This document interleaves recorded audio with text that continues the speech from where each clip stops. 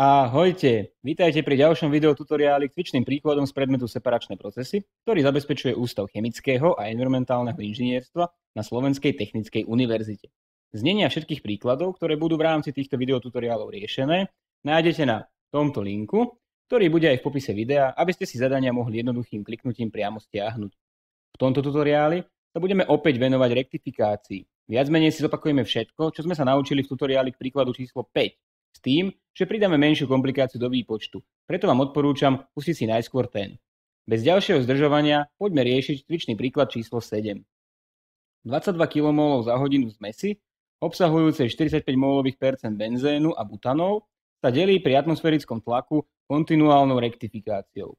Surovina vstupuje do rektifikačnej kolóny pri teplote 95 stupňov Celzia. Destilát obsahuje 90 molových percent benzénu a po výstupe z totálneho kondenzátora pri teplote varu sa ďalej chladí v chladiči, kde klesne jeho teplota na 40 stupňov Celzia. Chladiaca voda má na vstupe do systému 15 stupňov Celzia a rozdeľuje sa na dve časti, medzi kondenzátor a chladič.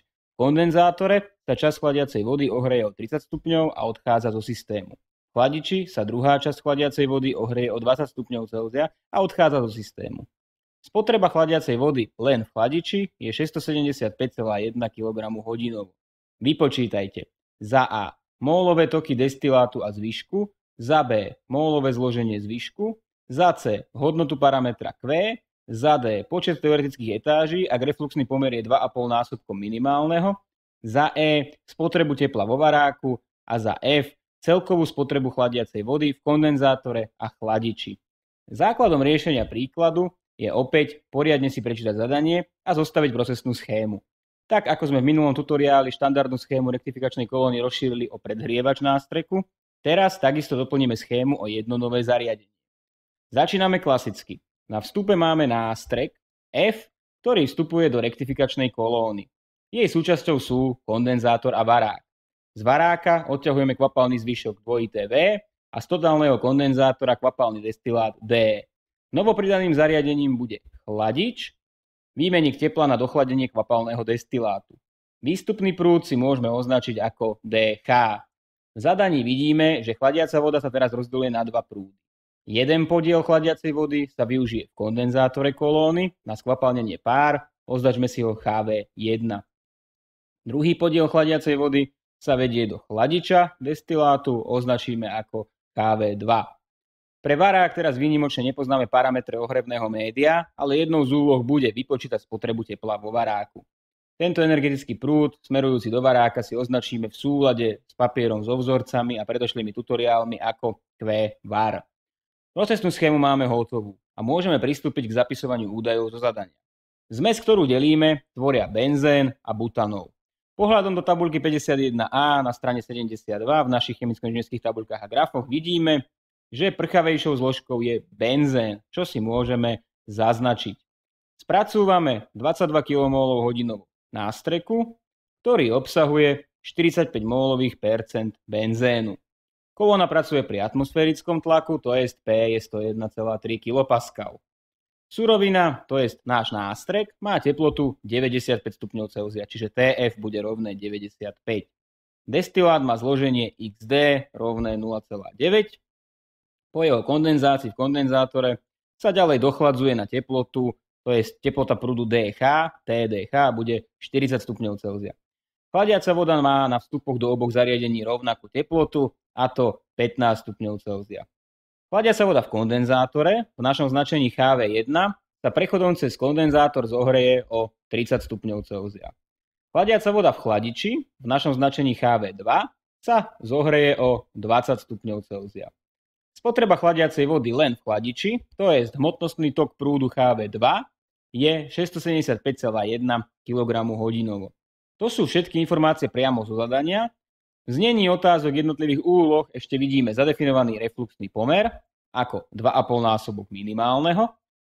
A to je všetko. Máme zapísané všetky údaje zo zadania.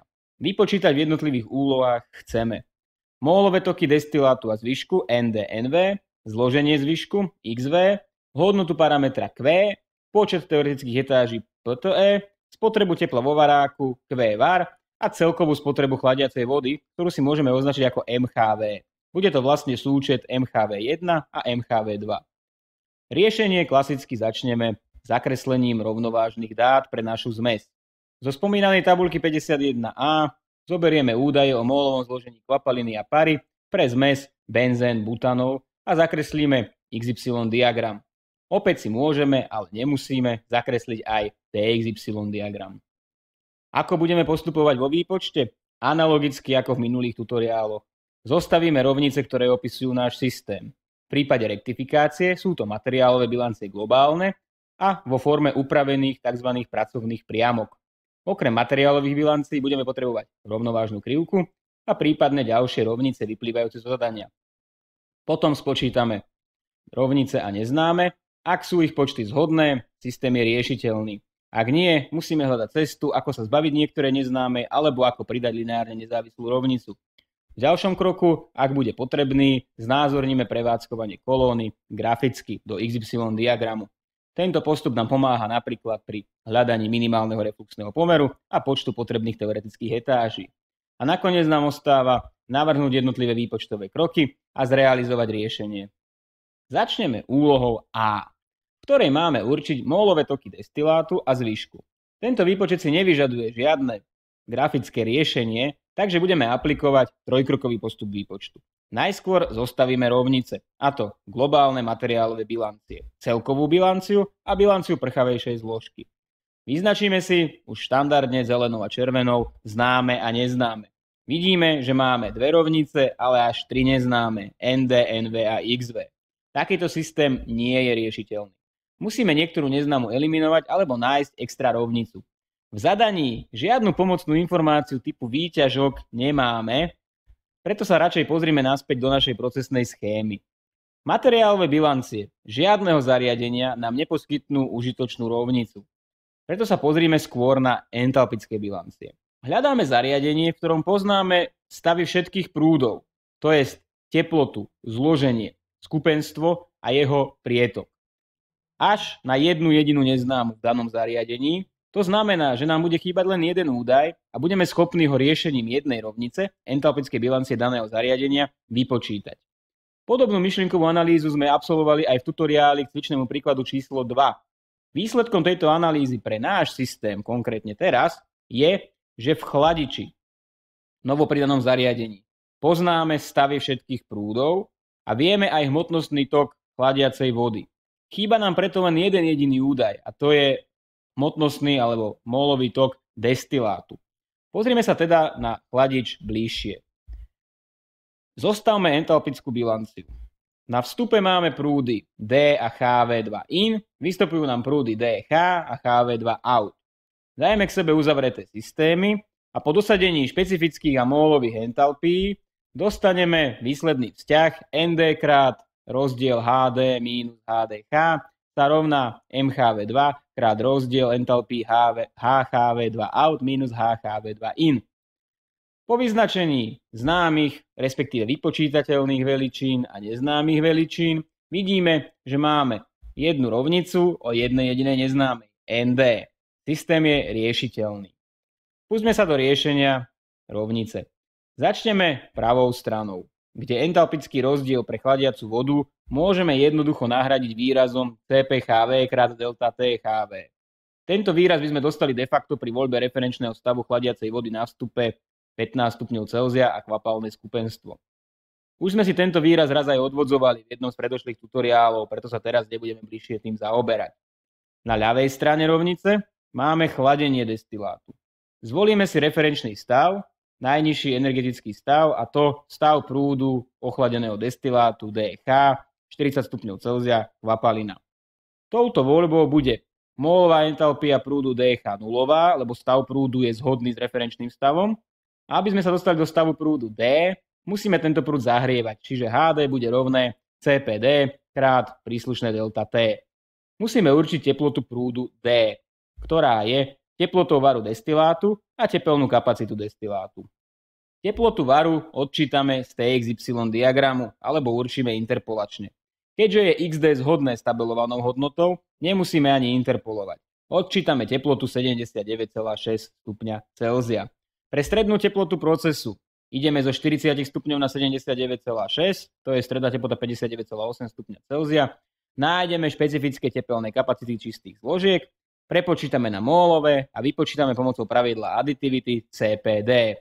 V našom prípade je CPD rovné 155,9 kJ na kmol a Kelvin.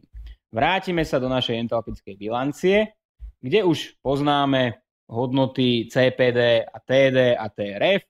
Vypočítame HD, výsledná hodnota bude 6173,6 kJ na kmol. Môžeme doriešiť entalpickú bilanciu. Vyjadríme si z nej neznámu ND a vypočítame po dosadení číselných hodnôt ND rovné 9,2 kmol hodinovo. Teraz sa môžeme vrátiť do globálnej materiálovej bilancie kolóny, kde sa nám podarilo určiť jednu neznámu a systém prešiel do stavu dve rovnice o dvoch neznámych, to jest systém je riešiteľný. Našou úlohou za A je stanoviť mólové toky destilátu a zvyšku. Keďže sme už tok destilátu stanovili, na určenie toku zvyšku nám ostáva pozrieť sa na celkovú materiálovú bilanciu. Po jednoduchej úprave dostaneme NV rovné 12,8 kmol hodinovo. Hotovo, vyriešili sme úlohu A. Poďme sa pozrieť na úlohu B, v ktorej sa pýtajú na mólové zloženie zvyšku. Bez hĺbšieho premýšľania. Vrátime sa naspäť do globálnych materiálových bilancií. Hľadaná neznáma XV sa nachádza ako jediná neznáma v bilanci prchavejšej zložky a po úprave rovnice a dosadení číselných hodnôt dostaneme hodnotu mólového zlomku benzénu zvyšku XV rovné 0,127. Keby sme nezaokrúhľovali čísla v medzivýpočtoch, dostali by sme presne hodnotu 0,13, uvedenú v správnych výsledkoch zadaní. Hotovo, vyriešili sme úlohu B. V úlohe C počítame hodnotu parametra Q. Jeho hodnota hovorí o stave nástreku a o tom, koľko kvapaliny prinesie do ochudobňovacej časti kolóny. Pre vriacu kvapalinu nadobúda hodnotu 1, pre nasýtenú paru 0. Aby sme zistili, kde sa nachádza nástrek z nášho zadania, musíme sa pozrieť na teplotu nástreku. Keďže 95 stupňov Celzia je vyššia teplota ako teplota varu čistého benzénu a nižšia teplota ako teplota varu čistého butanolu, to je z našej prchavejšej a menej prchavej zložky, nemôžeme automaticky prehlásiť, že sa jedná buď o podchladenú kvapalinu alebo prehriatú paru. Aby sme mohli s istotou jednoznačne určiť, v akom stave je nástrek, musíme sa pozrieť na teplotu varu, alebo lepšie povedané rovnovážnu teplotu, odpovedajúcu vriacej kvapaline a nasýtenej páre so zložením XF. Rovnovážnu teplotu, odpovedajúcu vriacej kvapaline so zložením XF, určíme z rovnováhy a má hodnotu 86,4 stupňa Celzia. To je, dali sme XF za zhodné so zložením kvapaliny X. Je nižšia táto teplota ako teplota nášho nástreku.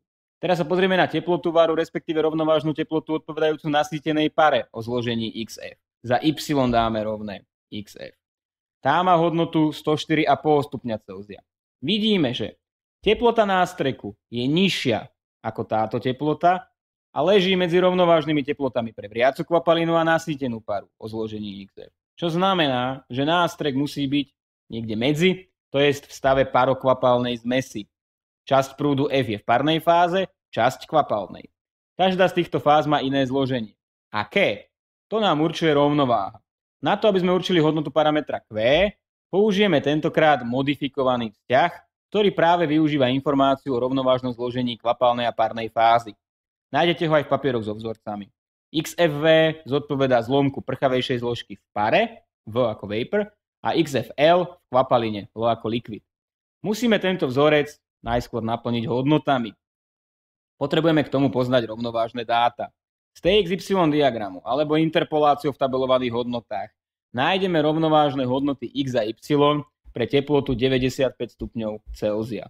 Rovnovážne Y v použitom vzorci pre výpočet Q označené ako XFV nájdeme interpoláciou v hodnotách Y. Jeho hodnota je 0,667. Úplne analogicky stanovíme rovnovážne X, teraz značené XFL. Jeho hodnota je 0,238. Aj tu môžete vidieť, že zloženie nášho nástreku, mólový zlomok benzénu, leží niekde medzi zlomkom benzénu v pare a v kvapaline. To by vám tiež indikovalo, že sa jedná o parokvapalnú zmes. Teraz dosadíme nájdené rovnovážne zlomky do výpočtu parametra Q a vypočítame jeho hodnotu Q rovné 0,51.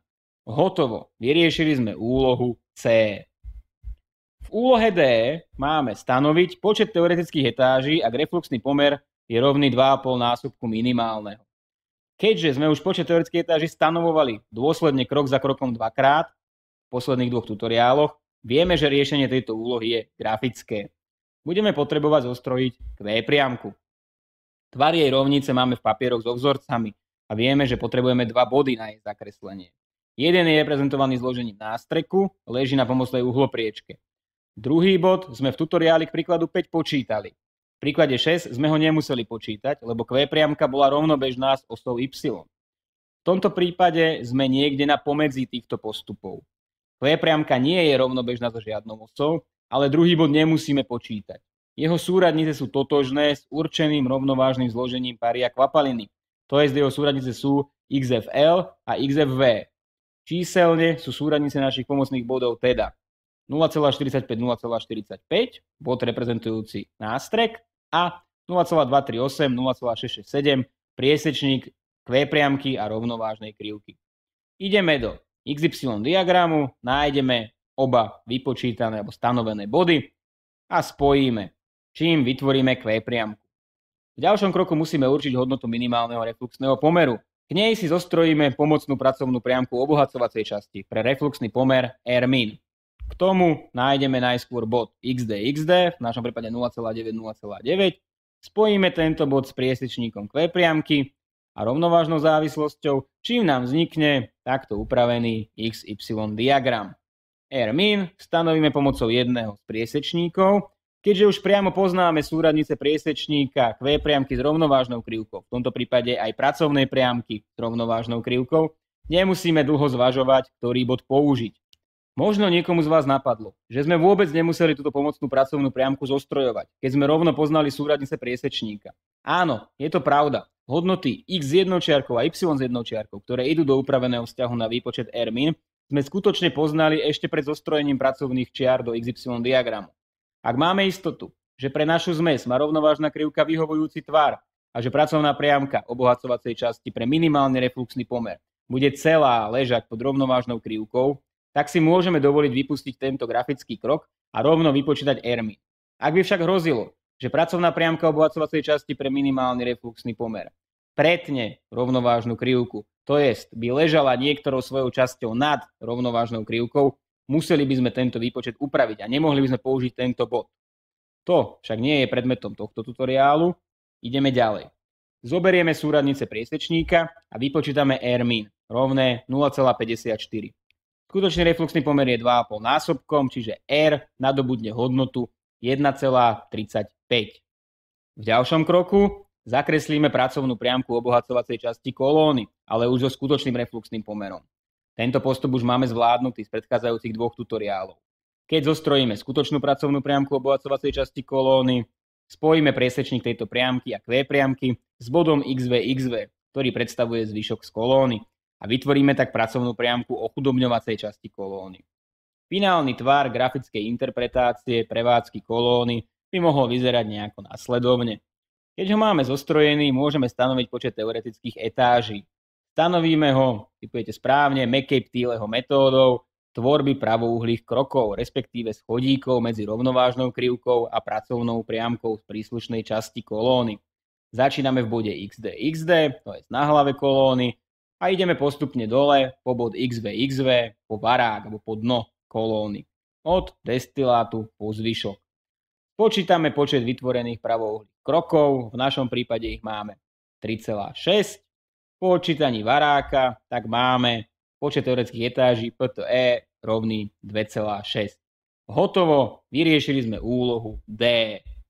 V úlohe E nepočítame spotrebu ohrebnej pary vo varáku, ale výnimočne len spotrebu tepla vo varáku. Výpočet je prakticky rovnaký ako v predošlých tutoriáloch. Aplikujeme trojkrokový výpočtový postup. Zostavíme rovnice, dívajúc sa na varák kolóny. Entalpická bilancia tohto procesu vyzerá nasledovne. Q var je rovné toku pár v ochudobňovacej časti kolóny násobený výparným teplom zvyšku. A to všetko pre referenčný stav kvapaliny pri teplote vo varáku. Túto rovnicu máte v papieru so vzorcami. Zistíme počet známych a neznámych. Máme systém 1 rovnica a 2 neznáme, QVAR a NVM. To je systém zatiaľ nie je riešiteľný.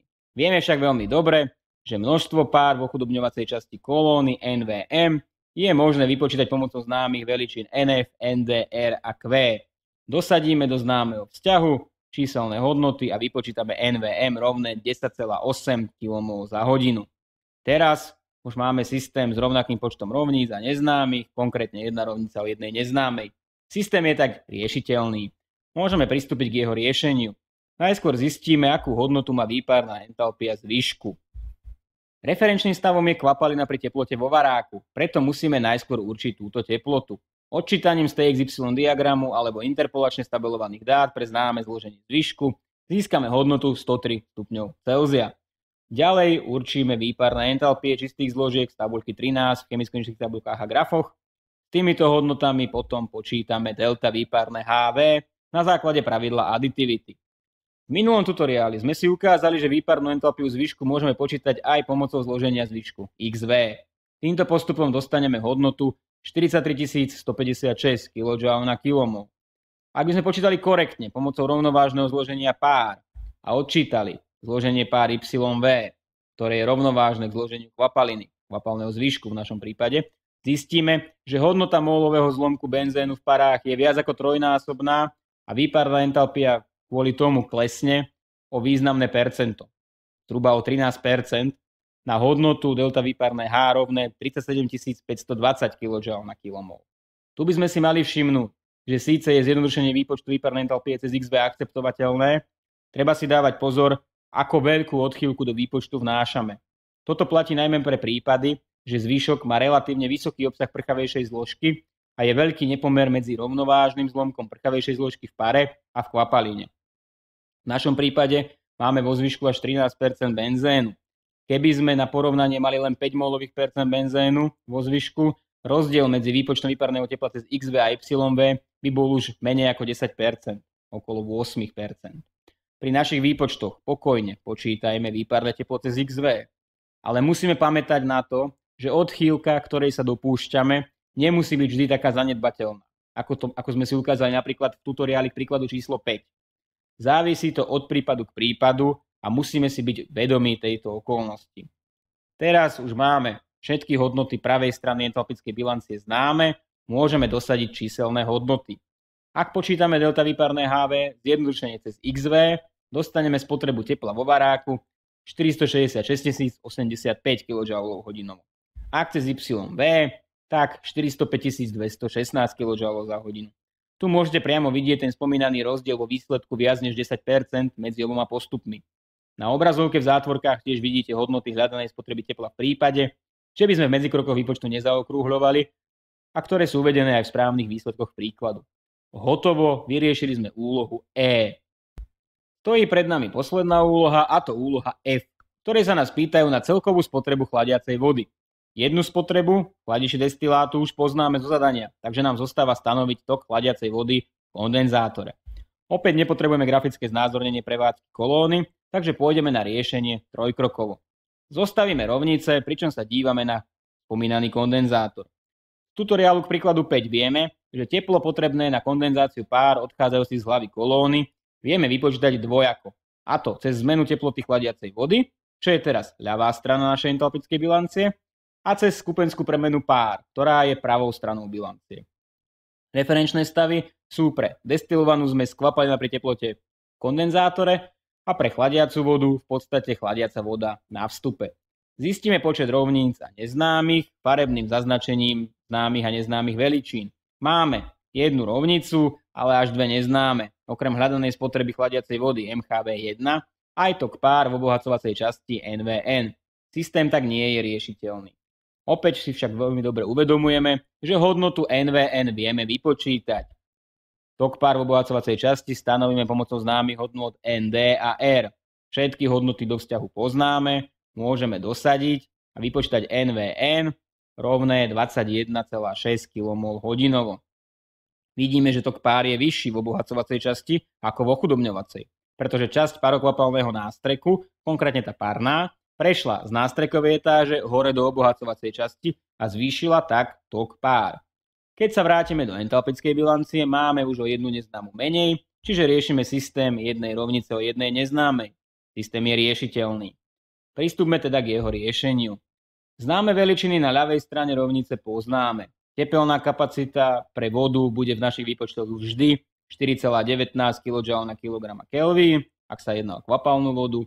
A teplotný spád pre chladiacu vodu v kondenzátore delta THV1 máme v zadaní definovaný.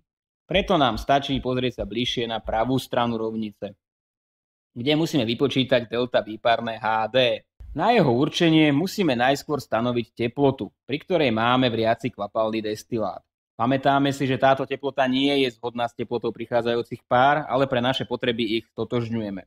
Teplotu varu kvapalného destilátu priamo máme tabelovanú vzhľadom k peknej hodnote XD 0,9, takže ju nemusíme určovať interpolačne. Kto ale chce, môže prípadne ju odčítať z tej XY diagramu.